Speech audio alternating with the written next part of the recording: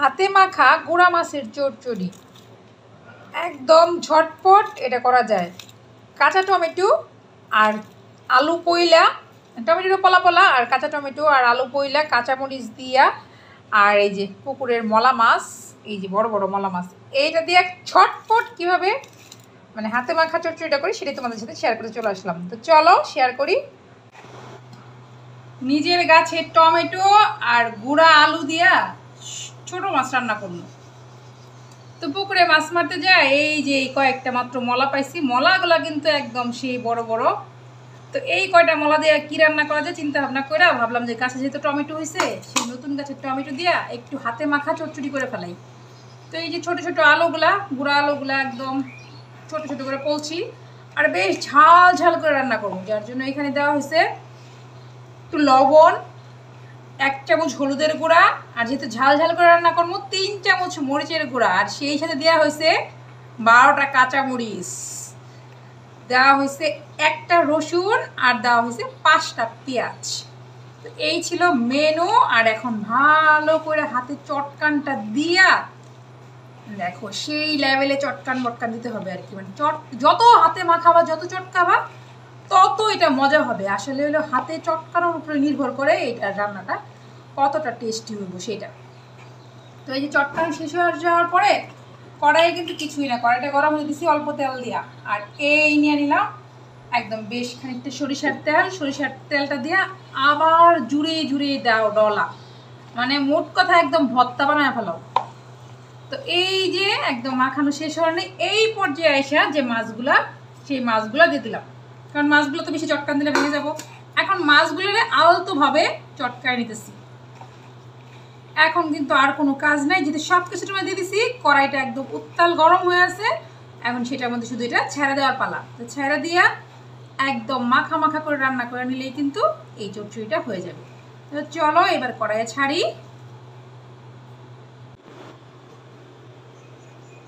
এই যে দিয়ে দিলাম যা দেওয়ার একবারে দিয়ে দিব, আর শুধু এটা ধুয়ে একটু জল দিব। এই তো এখন এটা এই যে যারা করে হাত ধোয়া জল, এই জলটা তোমার দিয়ে দিলাম। আর কিচ্ছু দেওয়া লাগবে না, কিচ্ছু করাও লাগবে না। এখন শুধু এটা একটু ঢাকবো আর খুলবো, ঢাকবো আর খুলবো, ঢাকা খুলতে খুলতেই রান্নাটা শেষ হবো আর কি।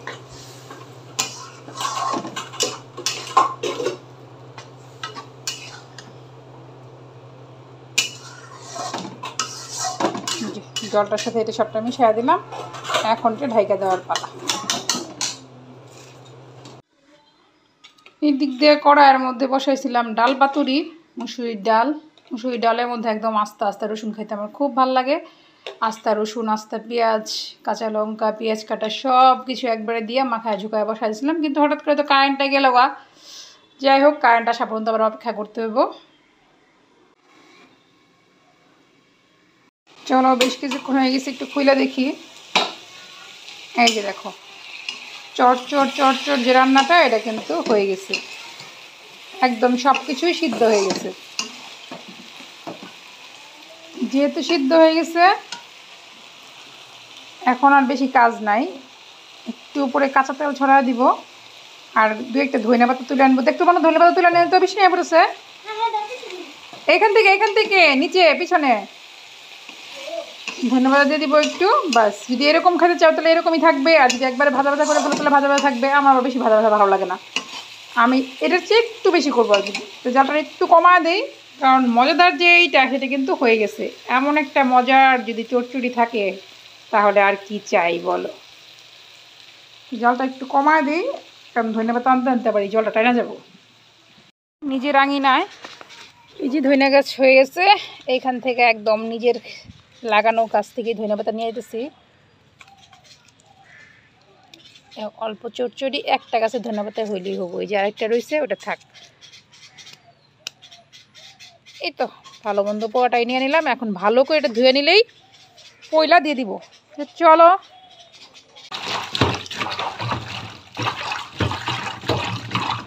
কারণ যেহেতু বালু বালু খুব ভালো করে ধুয়ে নিতে হইব, একটা একটা করে পাতা শীতগুলোও পরিষ্কার করে নিতে হইব।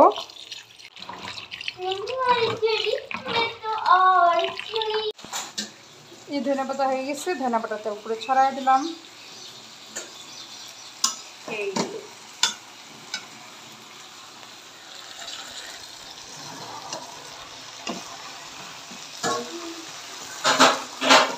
কাঁচা টমেটোটা ফ্লেভার আসতেছে। আর এই যে অল্প মাছ হলেও মাছগুলো ভাঙে নাই, মাথাটা অবশ্য কিছু কিছু মাথা আলাদা হয়ে গেছে। ও কামড়ে কামড়ে মাছের মোড়া।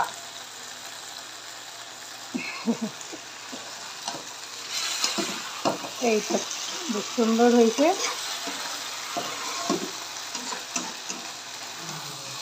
অনেকে একদম কড়া ভাজা করে ফেলায়, আমার আবার কোনো কিছু কড়া ভাজা ভালো লাগে না, সব কিছু ভিজা ভিজা ভিজা ভিজা ভালো লাগে। আমার কিন্তু মাছ খিচুড়ি রান্না শেষ। রান্না শেষ ঠিক আছে, তবে এখন কিন্তু একটু ঢেকে রাখতে হবে, কারণ এই যে রান্নার পর যেটা দমে দেওয়া হয় না, এটা আমার বেশ ভালো লাগে। তো ঠিক আছে, রান্না কিন্তু শেষ। এইভাবে শর্টকাটভাবে এভাবে ছোটো মাছ রান্না করে ফেলে ভালোই লাগবে। কার কেমন লাগছে অবশ্যই কমেন্টে জানাবো। আজকে মতো টাটা, বাই বাই। এই ঢাকাতে ঢেকে দিলাম। এই যে দেখো কি লোভনীয় হয়ে গেছে।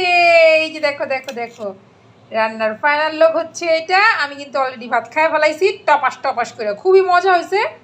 আর এই যে বাকিটা রয়ে গেছে। তো দেখো এমন একটা তরকারি কেমন লাগলো তোমাদের, লাইক কমেন্ট শেয়ার করতে ভুলো না।